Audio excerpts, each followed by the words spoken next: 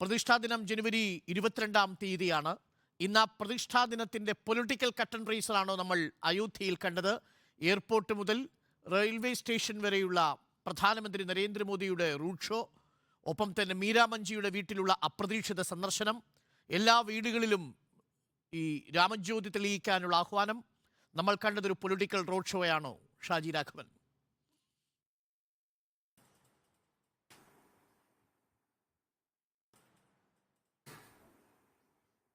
ഇന്ന് രാജ്യത്തിൻ്റെ പ്രധാനമന്ത്രി അയോധ്യയിൽ സംസാരിക്കുമ്പോൾ അദ്ദേഹം വളരെ പ്രാധാന്യത്തോടുകൂടി പറഞ്ഞ ഒന്ന് രണ്ട് കാര്യമുണ്ട്. അതിലൊന്ന്, ലോകത്തിലെ തന്നെ ഏറ്റവും വലിയ പിൽഗ്രീം ടൂറിസം അതിൻ്റെ ഡെസ്റ്റിനേഷനായിട്ട് അയോധ്യ മാറാൻ പോകുന്നു. ഇതൊരു ചെറിയ കാര്യമല്ല. നമുക്കറിയാം, നമ്മുടെ ഭാരതം പണ്ട് തൊട്ടേ ലോകത്തിന് ആത്മീയമായിട്ടുള്ള അല്ലെങ്കിൽ ആത്മീയതയുടെ ഒരു സങ്കേതമായി ലോകം കണ്ടിട്ടുള്ളൊരു സ്ഥലമാണ് നമ്മുടെ ഭാരതം. ആ ഭാരതത്തിൽ ഇന്ന് അയോധ്യ ശ്രീരാമ ജന്മഭൂമിയിൽ ഞാൻ ഏതാണ്ടൊരു 3 മാസം മുമ്പ് ഈ അയോധ്യ ക്ഷേത്രത്തിൽ പോയ ആളാണ്. അത് പോകാനുണ്ടായ സാഹചര്യം, അവിടുത്തെ ഗവൺമെൻറ്റിൻ്റെ തന്നെ അതിഥിയായി കേരളത്തിൽ നിന്നുള്ള പത്രമാധ്യമ ദൃശ്യമാധ്യമ പ്രവർത്തകരെ, അങ്ങനെയുള്ളൊരു 10-22 പേരുടെ ഒരു ടീം UP ഗുഡ് ഗവർണൻസ് യാത്ര എന്ന് പറയുന്ന ഒരു പരിപാടിയുടെ ഭാഗമായിട്ടാണ് ഞങ്ങൾ പോയത്. അതിനെ നയിച്ച ആളാണ് ഞാൻ. അന്ന് ഞങ്ങൾ അയോധ്യയിൽ ചെല്ലുമ്പോൾ ഞങ്ങൾ കാണുന്നത് ഞങ്ങളെ അത്ഭുതപ്പെടുത്തി. നമ്മൾ ഈ കേരളത്തിലിരുന്നത് ചർച്ച ചെയ്യുമ്പോൾ നമുക്കിത് മനസ്സിലാവില്ല.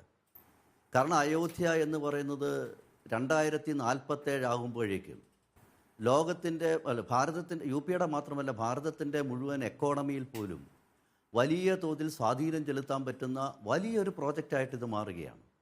ഭാരതത്തിൻ്റെ പൈതൃകം എന്ന് പറയുന്നത് തന്നെ ആത്മീയതയുടേതായ ഒരു വലിയ പൈതൃകമുണ്ട്. അതിനെ വളരെ കൃത്യമായി ഷോക്കേസ് ചെയ്യാൻ ഈ ഒരു വലിയ പ്രോജക്റ്റ് കൊണ്ട് നമ്മുടെ കേന്ദ്ര ഗവൺമെൻറ്റിനും ഭാരതത്തിനും സാധിക്കുന്നു എന്നുള്ളത് ഒരു ചെറിയ കാര്യമല്ല. ഇത് ഇന്നിപ്പോൾ ഇതിനെ ഭാരതീയ ജനതാ പാർട്ടിയുടെ രാജ്യത്തിൻ്റെ പ്രധാനമന്ത്രി മാത്രമല്ല നരേന്ദ്രമോദിജി. ഭാരതത്തിൻ്റെ പ്രധാനമന്ത്രി ആയിരിക്കുമ്പോൾ തന്നെ അദ്ദേഹം ഭാരതീയ ജനതാ പാർട്ടിയുടെ ഭാഗമാണ്.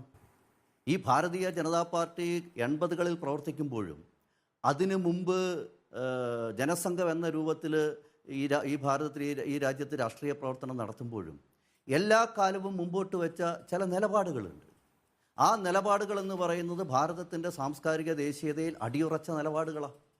അതിൻ്റെ ഭാഗമായിട്ടാണ് സുരക്ഷയുടെ ഇപ്പം ജമ്മു കാശ്മീരിലെ 370-ാം വകുപ്പിൻ്റെ കാര്യത്തിലായാലും ശരി, അതേപോലെ തന്നെ ഏക സിവിൽ കോഡിൻ്റെ കാര്യത്തിലായാലും ശരി, അയോധ്യയുടെ കാര്യത്തിൽ ശ്രീരാമ ജന്മഭൂമി ക്ഷേത്രത്തിൻ്റെ കാര്യത്തിലായാലും ഞങ്ങൾ വെറും 2 MP-മാരായി പാർലമെൻറ്റിൽ ഇരിക്കുമ്പോഴും പല തെരഞ്ഞെടുപ്പുകളിൽ വലിയ തോതിലുള്ള തിരിച്ചടി ഭാരതീയ ജനതാ പാർട്ടിക്ക് സംഭവിച്ചപ്പോഴും ഞങ്ങൾ നിലപാടുകൾ മാറ്റിയിട്ടില്ല.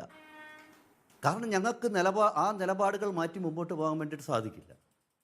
അതുകൊണ്ട് തന്നെ ഇന്നിപ്പോൾ നമുക്കറിയാം, ഇതിൻ്റെ സാക്ഷാത്കാരം നടക്കുമ്പോൾ അതിൻ്റെ പിന്നിൽ വലിയ സമവായത്തിൻ്റെതായ ഒരു തലമുണ്ട്, കോടതിയുടെ ഇടപെടലുണ്ട്. കാരണം ഈ ഭാരതത്തിലെ ഇന്ത്യ പ്രധാനമന്ത്രി അഭിസംബോധന എന്ന് പറയുമ്പോൾ അദ്ദേഹം 40 ക്രോർ പറഞ്ഞത്, അതായത് 140 കോടി അനീതി പ്രഖ്യാപനം എന്ന രീതിയിലാണ് ചിലരെങ്കിലും വിശേഷിപ്പിക്കുന്നത്. നമുക്കതിന്റെ ഡീറ്റെയിലിംഗിലേക്ക് വരേണ്ട ഘട്ടത്തിൽ നമുക്ക് വരാം.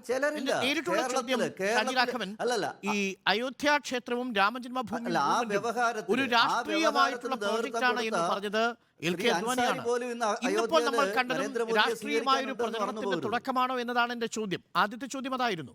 രാഷ്ട്രീയമായ പ്രചരണം തന്നെയാണ്. കാരണം ഈ മീരാമഞ്ചിയുടെ വീട്ടിലേക്ക് പോകുന്നു, വലിയ രീതിയിലുള്ള റോഡ് ഷോ. അത് ഞാൻ പറഞ്ഞല്ലോ അദ്ദേഹം രാജ്യത്തിന്റെ പ്രധാനമന്ത്രിയാണ്. അദ്ദേഹം കണ്ടത് 1 കോടി ആയിരിക്കുന്നു ഈ പറയുന്ന സൗജന്യ ഗ്യാസ്. അതിന്റെ 1 കോടിയല്ല, 18 കോടി അദ്ദേഹത്തിന് ഒരു ഡെക്കേഡ് കൊണ്ട് കൊടുക്കാൻ സാധിച്ചു. 10ാമത്തെ കോടി സൗജന്യ ഉജ്ജ്വൽ ഉപഭോക്താവാണ് മീരാമഞ്ചി. ആ മീരാമഞ്ചിയുടെ വീട്ടിലേക്കാണ് വളരെ അപ്രതീക്ഷിതമായി ഏറ്റവും അവസാനത്തെ ഉപഭോക്താവിനെയാണ് അദ്ദേഹം കണ്ടത്. ഏറ്റവും അവസാനത്തെ ഉപഭോക്താവിനെയാണ് അദ്ദേഹം കണ്ടത്. അത് അദ്ദേഹം രാജ്യത്തിന്റെ പ്രധാനമന്ത്രിയാണ്. അദ്ദേഹം കാണണ്ടേ? അതൊരു പൊളിറ്റിക്കൽ റോഡ് ഷോ തന്നെയാണ് ഇന്ന് കണ്ടതും.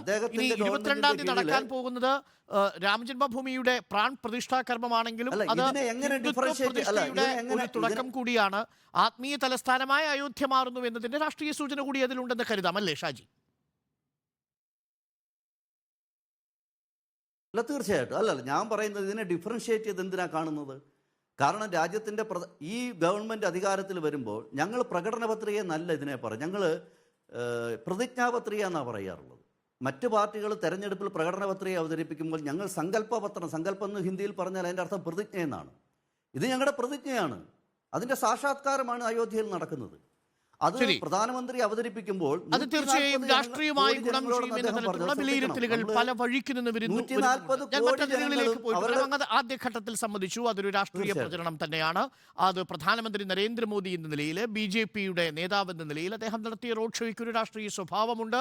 അത് BJP-യുടെ പ്രതിജ്ഞാപത്രികയിൽ പറഞ്ഞിരിക്കുന്ന കാര്യത്തിന്റെ നിറവേറ്റലാണ്. ആ നിറവേറ്റൽ സമയത്ത് പ്രധാനമന്ത്രി റോഡ് ഷോ നടത്തുന്നു. അത് രാഷ്ട്രീയം തന്നെയാണ്.